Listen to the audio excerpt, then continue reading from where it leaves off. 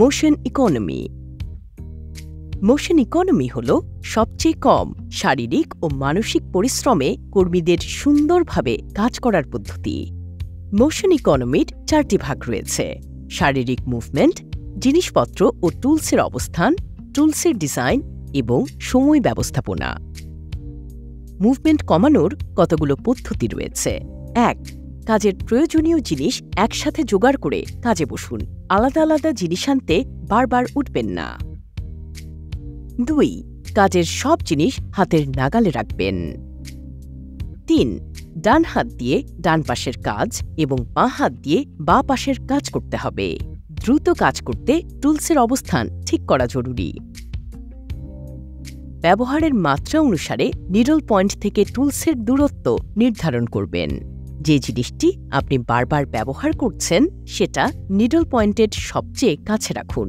যেমন সেলাই করার সময় কবজি সরিয়েই যেন কাটার নাগাল পাওয়া যায়।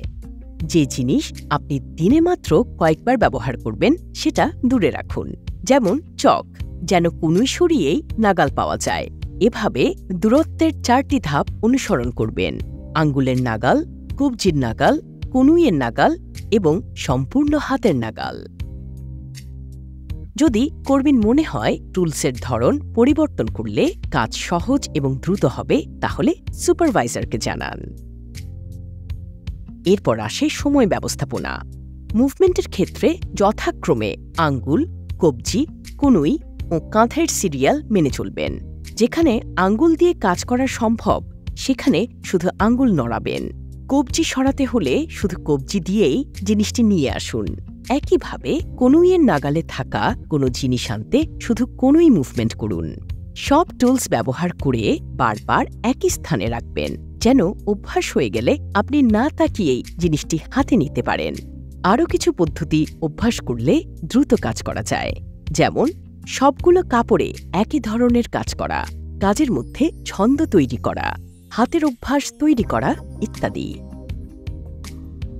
আর্গোনমিক্স বা কাজের সময় শারীরিক ভঙ্গি। কাজ করার সময় বসার ভঙ্গি ঠিক না থাকলে কর্মীর শারীরিক সমস্যা দেখা দিতে পারে। এছাড়া প্রোডাক্টিভিটিও কমে যায়। তাই সঠিক ভঙ্গিতে বসা ও নড়াচড়া করা খুবই জরুরি। কর্মীকে কাজ শুরু করার আগে চেয়ারের উচ্চতা ঠিক করে নিতে হবে। এমনভাবে বসতে হবে যেন কর্মীর কনুই মেশিন বেডের বরাবর থাকে। মেরুদণ্ড সোজা থাকতে হবে। নুয়ে বা বাঁকা হয়ে কাজ করা যাবে না। শুধুমাত্র চোখ নিচের দিকে রেখে কাজ করতে হবে। হাঁটু ভাঁজ করে বা ছড়িয়ে বসা যাবে না।